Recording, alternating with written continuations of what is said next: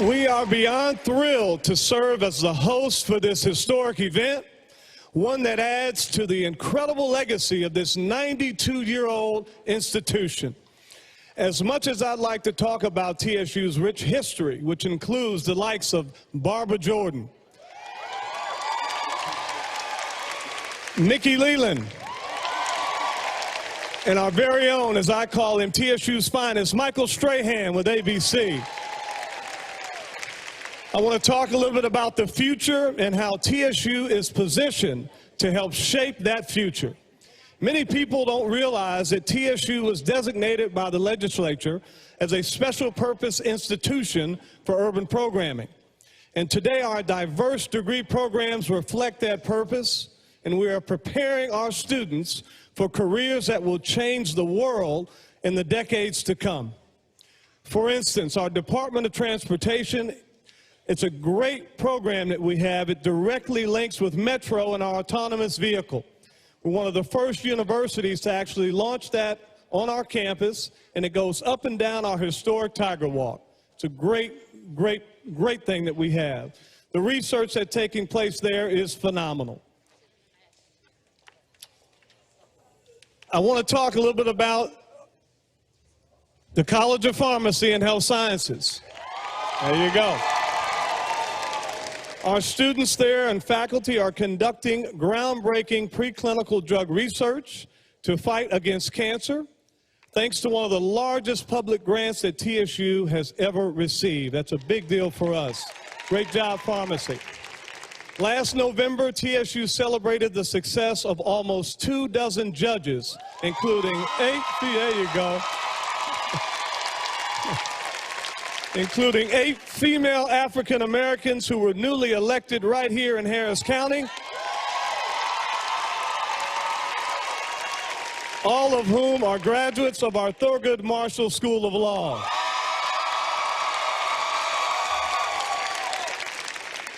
And while I know we're in for a great debate tonight on this stage, but right here at TSU, we are home to one of the most celebrated award-winning university debate teams. Right. Ladies and gentlemen, please rise for the singing of our national anthem, performed by TSU student Brianna Lindsay.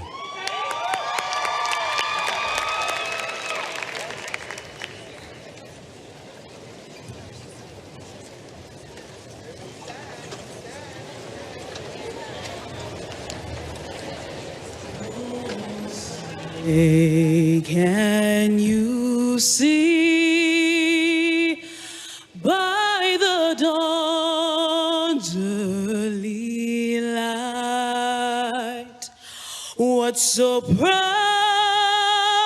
we hailed at the twilight's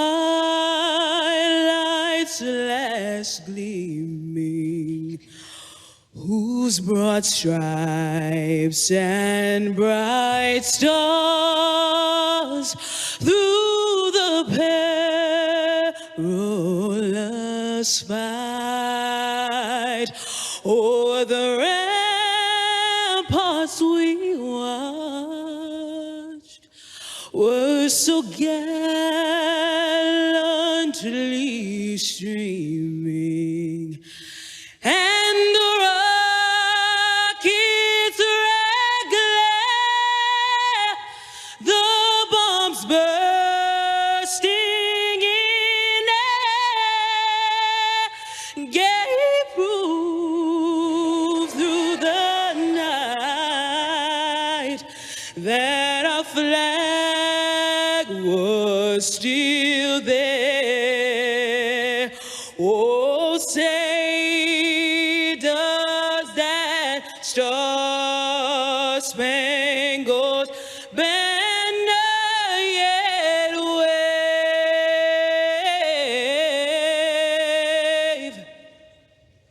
o'er the land of the free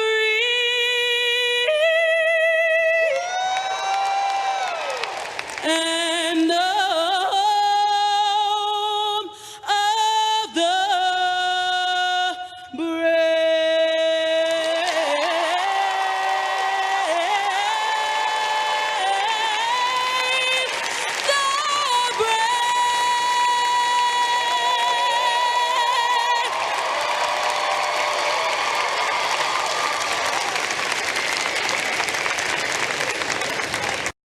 do this in the greatest city in the world, with the greatest mayor. We really just appreciate the opportunity to shine. Mayor, how are we going to be prepared for this special event?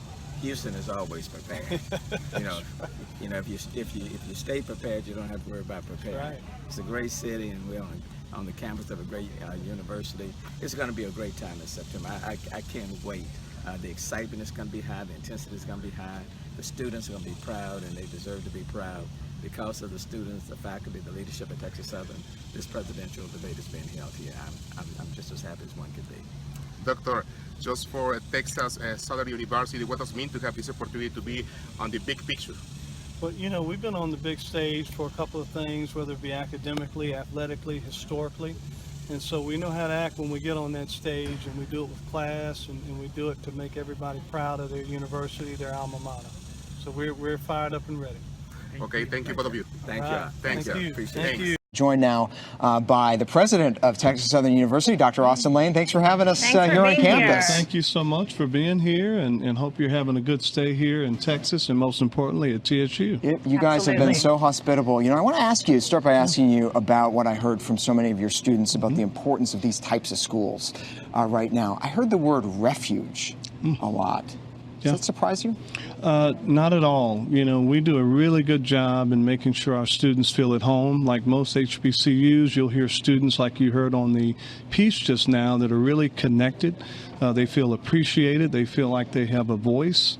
And they really excel when they get here and go off to do great things. And so we're just excited to get the opportunity to be here with ABC and to be in the mix and to really learn from the professionals like you.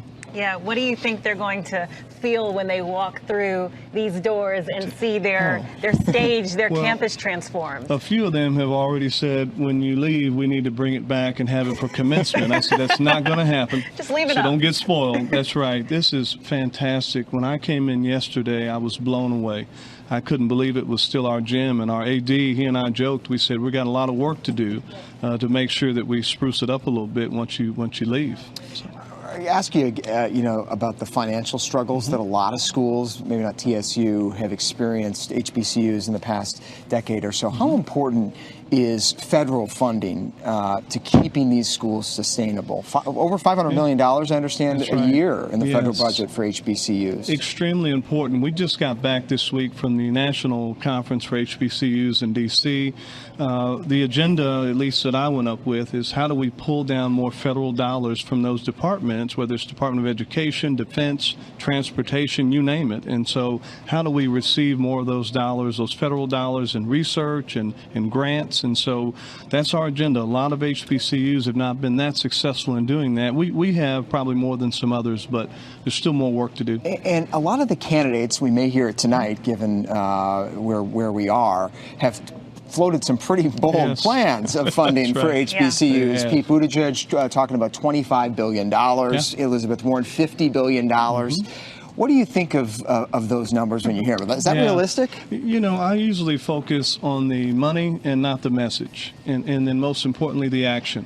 And so I know now it's a lot of talk about, what they'd like to do, and that sounds great, but we need that to translate into real dollars for our institutions. And so I typically don't get too excited when I hear that. Yes. And I try to pause out a little bit and just make sure that they really understand the need that exists for HBCUs and most importantly, Texas Southern. What else are you hoping to see on this stage tonight? I'm hoping to really see some real good dialogue between the candidates, and that they really understand the issues that impact our students most importantly, and then our community. Not only here in Houston, but across the country, across the world. And so I'm hoping to really see that. We have to be nonpartisan, so I have to sit back and not get too excited or, leaning left or right. But I am excited that it is here, and this venue is just phenomenal to have that kind of discussion. We've heard so much from the students the past few days, Dr. Lane, about issues important to them, and we'll hear some more after this conversation. Healthcare, immigration, gun reform, gun safety control, very important to them. also a lot of conversation, as we just heard, about the rise of white supremacy in this country right now, racism, minority communities feeling under pressure and really looking to a new leader to help us out of that. What do you make of the climate right now when it comes to race in this country, and what do you think we need? Well, I think we need some understanding, and I think we need some empathy on both sides. And I think we need to have the ability to work together and do it in a way that's going to benefit our communities and our state and our world. And for our students to have this kind of experience, to hear it up close and personal and hear really a couple of sides is very important as they go off to become who they're going to become. And they can help that change. They can help change the world. Dr. Lang, we'll see you tonight. Thanks for having us tonight. here. Thank you all very much. Thank you so much. Go for Tigers. coming on. Yeah. Go Tigers. You heard that. Devin, one thing that I find so interesting, you've been here, but you've been working hard because you've been talking to everyone in the city, it feels like, and specifically the students that go to this campus. I have been talking to so many of the incredible students at Texas Southern University. They are proud not only for the spotlight that is on their school, but for what it's doing to highlight the importance of historically black colleges and universities in this country. Those schools, which have been vital to educating and uplifting so many generations of African Americans, have been struggling the past decade or so financially and otherwise. But the students I talked to here said now more than ever, these HBCUs are important and relevant. As a saying at HBCUs, we have our entire life to be the minority. Here we actually get to be a majority and be represented, so it was really important to me. Both of my parents went to historically black colleges. Most of my family has gone to HBCUs, and so it was really important to me to also continue that legacy of going to a historically black college. Kira, is there something you get here that you don't get at Texas State? Definitely, and I think my story is different from all four of them here. From California, we don't have any HBCUs. None of my family has been to an HBCU. I'm actually the first person to go to HBCUs. The nurturing spirit that you get here from faculty all the way down is something that you will not get at any other institution, in my opinion. Would you be surprised that since Donald Trump became president, there's been actually an uptick of students enrolling at HBCUs? A lot of people say maybe no accident. I'm not surprised by it at all. With so many racial tensions rising and that nature, I think students want to feel safe. So of course students are going to want to enroll in an institution where they don't feel like they have to fight for a safe space. Do you feel like when it comes to racism and discrimination in your life experience, do you feel like it's getting worse? I think it's been more blatant these days. I feel like racism is going to always be something that we have to deal with, because you can't change the way somebody thinks. We have dealt with these issues. They've been pressing us. They have oppressed us. We will continue to be oppressed because there hasn't been enough change for me to say that it's getting worse, but I can say that it hasn't gotten better. So safe to say you guys are all Democratic primary voters? I'm more liberal. I am more policy-based. One of my biggest things is gun control.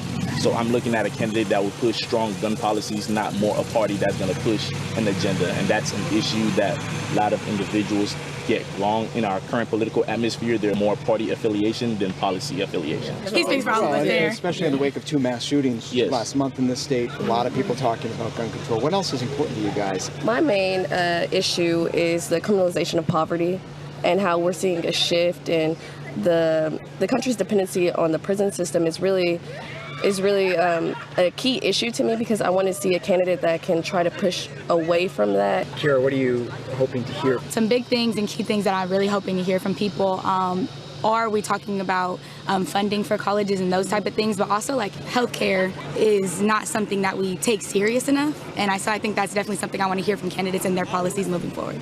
Dr. Raquel Brown-Burton, good to see you. So, what does it mean to have this debate on this campus, an HBCU? How significant? Extremely significant, because a lot of people don't even know historically black colleges and universities exist. They don't understand or know the mission of our institutions and why they are even still relevant today. Some may argue that they are not needed or that they are not relevant, but I would strongly disagree. Yeah, we just heard the students talk about this as a place of refuge. It is. At a time of a lot of racial tension. It is, and it hasn't just been that way. It's been, for me personally, I don't think I would be here today if it weren't for the experiences and the exposure. You attended 2, you've taught at 3. What Right. is it about HBCUs that you're so passionate about? It's a way for me to give back to the community, to the young people, because when I was a student, I wasn't sure of what I wanted to do. My ideas were limited, but by being in an environment where you were being exposed to great opportunities that sometimes students of color don't receive unless they are at an HBCU. So really a neat opportunity, Kimberly, to spotlight these incredible schools, more than 100 of them still in the country right now, founded back in the 40s.